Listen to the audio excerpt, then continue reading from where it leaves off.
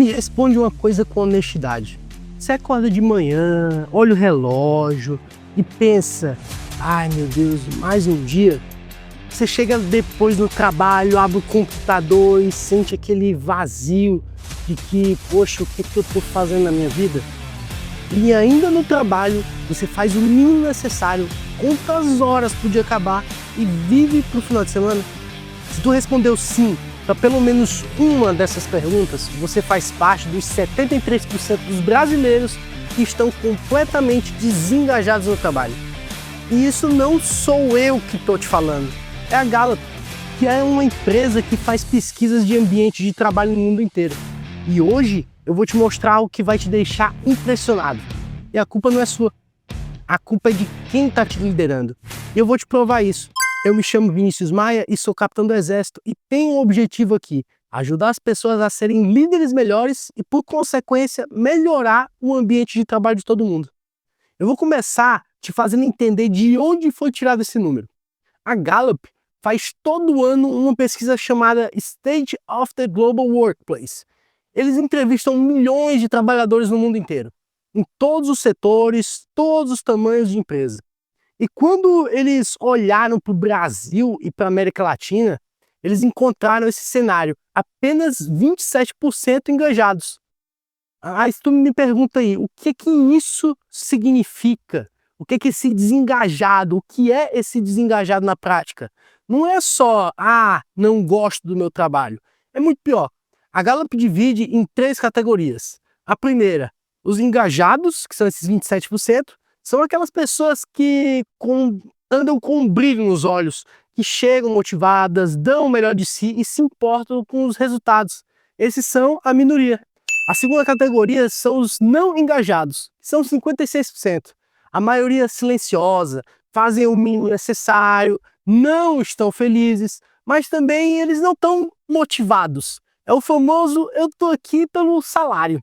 E a terceira categoria, os ativamente desengajados, que são ali os 17% que faltam. Esses são os mais perigosos. Por quê? Porque eles não só estão desmotivados, como também estão ativamente prejudicando o ambiente. Eles reclamam o tempo inteiro, eles contaminam os outros, eles sabotam os resultados. E agora vem o dado que faz a diferença.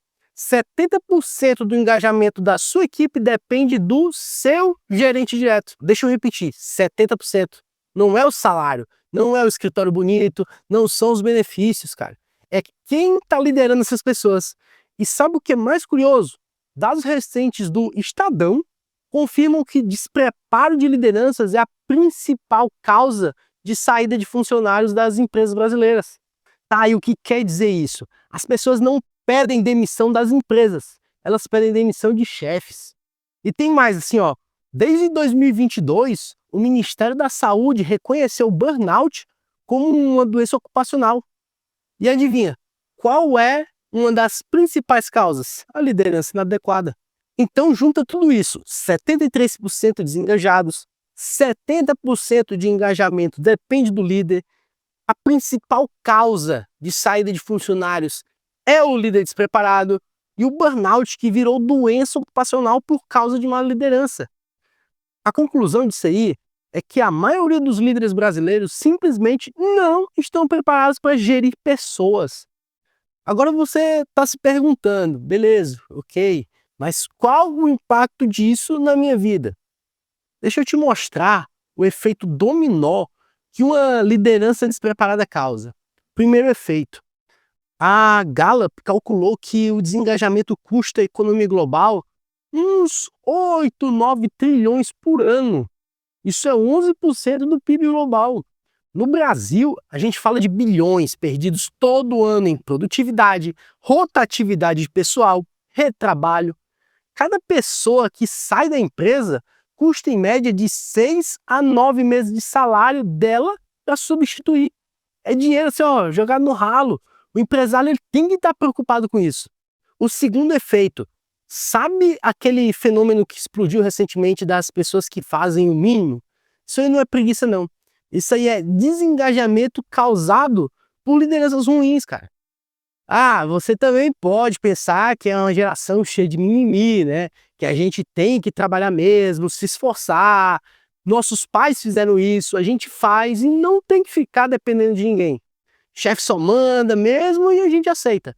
Só que a verdade é que quando você tem um líder que não inspira, não reconhece, não desenvolve, as pessoas simplesmente desistem de dar o melhor delas.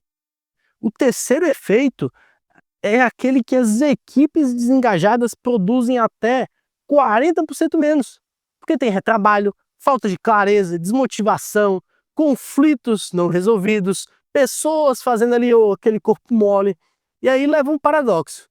As empresas investem milhões em tecnologia, em processos IA, mas acabam negligenciando o desenvolvimento de pessoas que vão liderar outras pessoas. O quarto efeito, e esse é até o mais grave, um chefe ruim é uma das principais causas de ansiedade, burnout e depressão no ambiente de trabalho. E cara, não é exagero não. O Ministério da Saúde reconheceu o burnout como doença ocupacional em 2022, como eu te disse. Justamente porque os números só aumentavam. Tá, eu acho que eu não expliquei, mas uma doença ocupacional é uma doença que foi desenvolvida por causa do trabalho. Tá, e eu falo de vidas sendo afetadas, de pessoas adoecendo por causa de líderes que não sabem liderar. E sabe o que é pior? A maioria desses líderes são excelentes técnicos, cara. Eles são ótimos engenheiros, vendedores incríveis, analistas brilhantes, mas quando foram promovidos para cargos de liderança, ninguém ensinou eles a liderar pessoas. Eles foram jogados na função sem nenhum preparo. É tipo você pegar um piloto de Fórmula 1 e falar para ele pilotar um avião. Não tem nada a ver, cara. Beleza, chega de problema. Se você é líder ou quer ser um dia, anota essas 5 ações práticas que vão te colocar nesses 30% que realmente sabem engajar equipes. A primeira ação é você fazer uma autoavaliação. A Gallup descobriu que 70% desse engajamento da sua equipe depende do líder que você é. Então faça uma pergunta honesta. Como é que está o engajamento da tua equipe? Faz um exercício agora. Pega então um papel e uma caneta e responde assim, ó. Quando foi a última vez que você teve uma conversa de verdade com cada pessoa da sua equipe? Você também sabe quais são os sonhos profissionais de cada um? Você dá aquele feedback regularmente ou só na avaliação anual? E se faz, né? E quando tem um conflito, você enfrenta ou empurra com a barriga? Não esquece de perguntar também para si, se você saísse da empresa amanhã, quantas pessoas da sua equipe sentiriam falta de você como um líder? Não só ali pelo seu cargo. Cara, se tu hesitou em algum momento, já sabe onde precisa melhorar. A segunda ação é investir em comunicação. Uma das principais causas de desengajamento é a falta de clareza na comunicação. Então, toda decisão que você toma, explica o porquê. Todo feedback que você dá, seja bem específico. Toda reunião que você faz, tenha um objetivo claro, definido. E a principal dica é você perguntar mais e falar menos. Troca aquele faz assim porque eu sei que funciona por o que você acha. Como você resolveria isso? A liderança não é sobre ter todas as respostas, é sobre fazer perguntas certas e principalmente ouvir de verdade. A terceira ação é desenvolver empatia. E acredita, dá para treinar. Empatia não é um dom, é uma habilidade que você treina, cara. Começa assim, antes de qualquer conversa difícil, respira fundo e pensa, ó, o que essa pessoa pode estar sentindo? Que pressões ela pode estar enfrentando? E como eu me sentiria no lugar dela, cara? E nas reuniões, aquelas one-on-one, começa sempre com como você está se sentindo na função, de verdade. E aí, tu cala a boca e escuta, cara. Não olha celular, não interrompe, não fica pensando em resposta para dar, só escuta. Tu vai se surpreender com o que as pessoas vão te contar quando sentem que você realmente se importa. A quarta ação é reconhecer mais e criticar menos. As pessoas engajadas, elas são pessoas que se sentem vistas, valorizadas. Então faz o seguinte, todo dia reconheça pelo menos uma coisa que alguém da sua equipe fez bem. E não precisa ser nada assim grandioso. Pode ser cara, gostei da forma como você conduziu aquela reunião, ou obrigado por ter ficado até mais tarde para terminar aquilo. A verdade é que o reconhecimento genuíno é combustível para engajamento. A quinta ação é aprender a gerir conflitos. Conflito não é problema. Conflito mal resolvido é que é o problema. Então, quando surgir um conflito na sua equipe, primeiro, não ignore. Quanto mais você espera, pior fica. Depois, ouça os dois lados separadamente. Entenda as perspectivas. Foque no problema e não nas pessoas.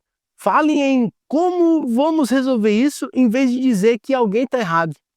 E termina buscando uma solução conjunta. Não imponha nada. Facilite para que eles mesmos encontrem o caminho. E se quiser mesmo aprender a gerenciar conflitos, dá uma olhada na descrição do vídeo que eu tenho um link para o método PACER, que vai te ensinar a nunca mais ter medo de resolver qualquer conflito no trabalho. E se você não é líder ainda, presta atenção. Desenvolver essas habilidades agora vai te diferenciar quando a oportunidade chegar, porque a realidade é que apenas 27% dos trabalhadores estão engajados. As empresas, elas estão desesperadas por líderes que saibam mudar isso aí.